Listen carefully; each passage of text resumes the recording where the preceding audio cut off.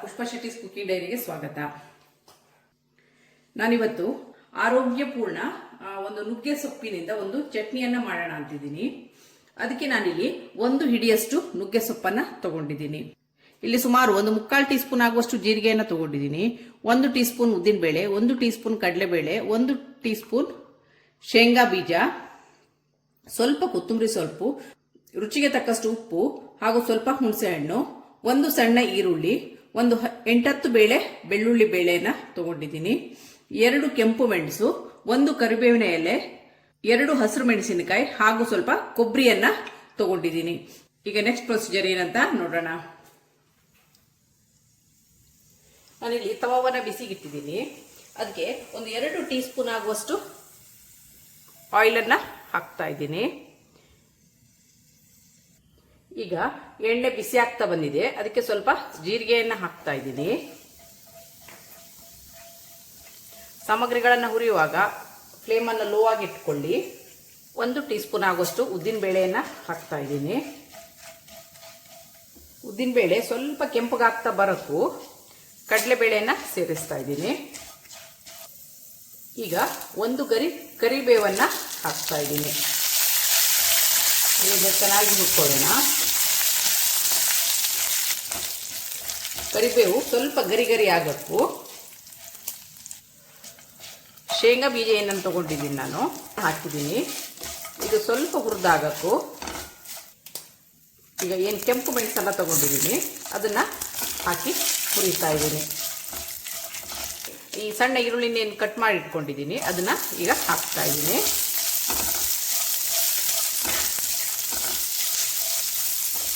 ಈಗ ಇಲ್ಲಿ ಈರುಳ್ಳಿ ಸ್ವಲ್ಪ ಬಾಡಿ ಆಗ್ತಾ ಇದೆ. ಈಗ ನಾವೇನು ನುಗ್ಗೆ ಸೊಪ್ಪನ್ನ ತಗೊಂಡಿದ್ದೀನಿ, ಈ ನುಗ್ಗೆ ಸೊಪ್ಪನ್ನ ಇದಕ್ಕೆ ಹಾಕ್ತಾ ಇದ್ದೀನಿ.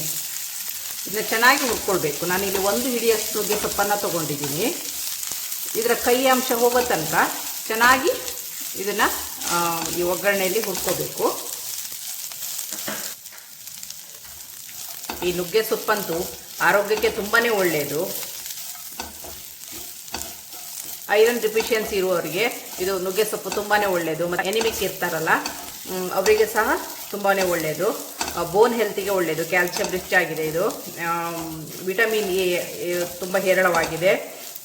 ಇದು ಕಣ್ಣಿಗೆ ತುಂಬಾನೇ ಒಳ್ಳೆಯದು. ಪ್ರೋಟೀನ್ ಮತ್ತು ಫೈಬರು ಸಹ ತುಂಬ ಹೇರಳವಾಗಿ ಈ ನುಗ್ಗೆ ಸೊಪ್ಪಲ್ಲಿ ಇದೆ.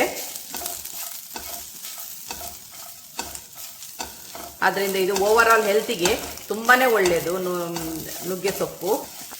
ಈಗ ನುಗ್ಗೆ ಸೊಪ್ಪು ಚೆನ್ನಾಗಿ ಹುರಿದಾಗಿದೆ. ಈಗ ನಾನು ಬೆಳ್ಳುಳ್ಳಿನ ಏನು ತಗೊಂಡಿದ್ದೀನಿ ಅದನ್ನು ಹಾಕ್ತಾ ಇದ್ದೀನಿ. ಸೊಪ್ಪಿಗೆ ಬೆಳ್ಳುಳ್ಳಿ ಈರುಳ್ಳಿ ಸ್ವಲ್ಪ ಚೆನ್ನಾಗಿ ಹಾಕಿ ಮಾಡಿದರೆ ತುಂಬ ಚೆನ್ನಾಗಾಗುತ್ತೆ. ಯಾವುದೇ ಸೊಪ್ಪಾದರೂ ಈರುಳ್ಳಿ ಬೆಳ್ಳುಳ್ಳಿ ಜಾಸ್ತಿ ಉಪಯೋಗಿಸ್ಬೇಕು. ಆವಾಗ ಪಲ್ಯ ಮಾಡಲಿ, ಸಾರು ಎಲ್ಲದಕ್ಕೂ ತುಂಬಾ ರುಚಿ ಚೆನ್ನಾಗಿರುತ್ತೆ. ಈಗ ನಾನು ಹಸಿರು ಮೆಣಸು ಏನು ತೊಗೊಂಡಿದ್ದೀನಿ ಈ ಹಸಿರು ಮೆಣಸನ್ನ ಹಾಕ್ತಾ ಇದ್ದೀನಿ ಇದಕ್ಕೆ. ಇಲ್ಲಿ ನಾನು ಸುಮಾರು 3 ಕಡಲೆಯಷ್ಟು ಹುಳಿಯನ್ನು ತೊಗೊಂಡಿದ್ದೀನಿ. 3 ಕಡಲೆ ಗಾತ್ರದ ಹುಣಸೆ ಹಣ್ಣನ್ನು ಹಾಕಿದ್ದೀನಿ. ಖಾರ ಮತ್ತು ಹುಳಿ ನಿಮ್ಮ ರುಚಿಗನುಗುಣವಾಗಿ ಹೆಚ್ಚು ಕಡಿಮೆ ಮಾಡ್ಕೋಬೋದು. ಇಲ್ಲಿ ನಾನು ಈ ಥರವಾಗಿ ಮಾಡಿದ್ದೀನಿ. ಈಗ ಕೊಬ್ಬರಿನ ಏನು ತೊಗೊಂಡಿದ್ದೀನಿ ಅದನ್ನ ಸಹ ಇದಕ್ಕೆ ಹಾಕಿ ಸ್ವಲ್ಪ ಹುರ್ಕೊಳ್ತಾ ಇದ್ದೀನಿ. ನೋಡಿ, ಅಷ್ಟೊಂದು ಸೊಪ್ಪು ಹಾಕಿದ್ರು ಸೊಪ್ಪು ಕಾಣ್ತಾ ಇಲ್ಲ. ನೋಡುವಾಗ ಮಾತ್ರ ಸೊಪ್ಪು ತುಂಬ ಕಾಣುತ್ತೆ, ಮಾಡುವಾಗ ಅದು ತುಂಬಾ ಕಡಿಮೆ ಆಗುತ್ತೆ. ಇದು ಚೆನ್ನಾಗಿ ಒಂದು ಸ್ವಲ್ಪ ಹುರ್ಕೊಳ್ಳೋಣ. ವೀಕ್ಷಕರೇ, ಇದೀಗ ಆಗಿದೆ. ನಂತರ ತಣ್ಣಗಾದ್ಮೇಲೆ ಉಪ್ಪು ಮತ್ತು ಕೊತ್ತಂಬರಿ ಸೊಪ್ಪನ್ನು ಸೇರಿಸಿ ಗಟ್ಟಿಗೆ ಚಟ್ನಿಯನ್ನು ರುಬ್ಬೋಣ. ಈ ಹುರಿದಂಥ ಸಾಮಗ್ರಿಗಳು ತಣ್ಣಗಾಗಿದೆ. ಈಗ ಇದನ್ನ ಮಿಕ್ಸರ್ ಜಾರಿಗೆ ಹಾಕೋಣ. ಈಗ ಹುರಿದಂಥ ಸಾಮಗ್ರಿಗಳನ್ನು ನಾನು ಮಿಕ್ಸರ್ ಜಾರಿಗೆ ಹಾಕಿದ್ದೀನಿ. ಅದಕ್ಕೆ ರುಚಿಗೆ ತಕ್ಕಷ್ಟು ಉಪ್ಪು ಹಾಗೂ ಸ್ವಲ್ಪ ಕೊತ್ತಂಬರಿ ಸೊಪ್ಪನ್ನು ಹಾಕಿ ನುಣ್ಣಗೆ ರುಬ್ಕೊಂಡು ಬರೋಣ.